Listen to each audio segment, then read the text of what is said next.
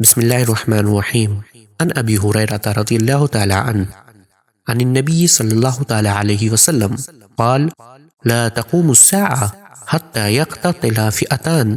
فيكون بينهما مقتلة عظيمة دعواهما واحدة ولا تقوم الساعة حتى يبعث دجالون كذابون قريبا من 30 كلهم يزعم أنه رسول الله۔ حضرت سیدنا ابو ہریرہ رضی اللہ تعالیٰ عنہ بیان فرماتے ہیں کہ رسول اکرم صلی اللہ علیہ وسلم نے ارشاد فرمایا کہ قیامت قائم نہ ہوگی یہاں تک کہ دو گروہ لڑیں گے اور ان میں عظیم جنگ برپا ہوگی، ان کا دعویٰ ایک ہوگا، اور قیامت قائم نہ ہوگی یہاں تک کہ 30 کے قریب جھوٹے بولنے والے دجال پیدا ہوں گے، ان میں سے ہر ایک یہ دعویٰ کرے گا کہ وہ اللہ کا رسول ہے۔